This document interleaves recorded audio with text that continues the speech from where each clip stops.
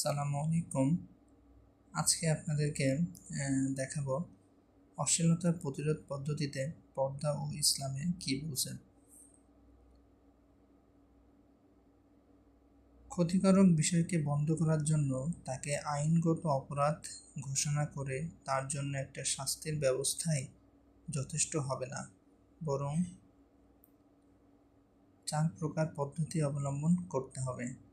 যেমন শিক্ষা দীক্ষার মাধ্যমে মানুষের এতখানি মানসিকতা সংস্কার সাধন করতে হবে যেন সে স্বয়ং উক্ত কাজকে ঘৃণার চোখে দেখে, এটাকে পাপ কাজ মনে করে। তার নৈতিক চেতনা তাকে যেন উক্ত পাপ কাজ থেকে বিরত করে। অর্থাৎ একটা মানুষকে যদি আপনি শিক্ষা দীক্ষার দিক থেকে এতটুকু পরিবর্তন নিয়ে আসতে পারেন যে সে যে কাজটা করছে সেটা তার জন্য ভালো কি খারাপ, তাহলে সে এই পাপ কাজ থেকে নিজেকে ঘৃণার চোখে দেখবে।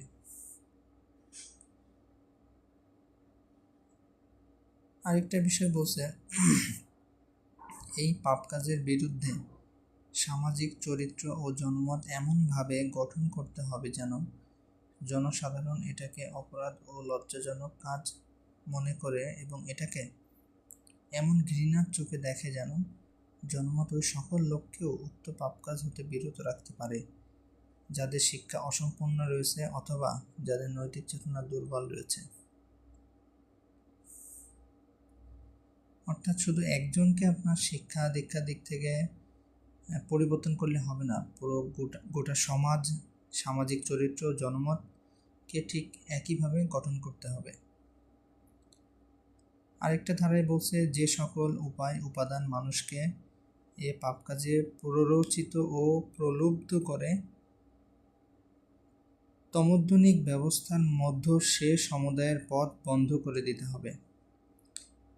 যে সকল উপাদান মানুষকে পাপ কাজ করতে বাধ্য করে যথাসম্ভব তারাও মূলোৎপাটন করতে হবে।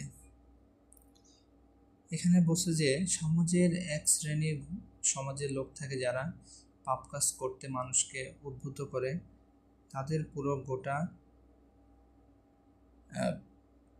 তাদের যেটা সঙ্গ, তাদের মূল সঙ্গটাই পুরো মূল থেকে উঠে দিতে হবে। আরেকটা ধারায় বলছে, জীবন এই পাপ কাজের বিরুদ্ধে এমন কতগুলো প্রতিবন্ধকতা সৃষ্টি করতে হবে যে কোনো ব্যক্তি উক্ত পাপ কাজ করতে ইচ্ছা করলে যেন তা সহজে করতে না পারে।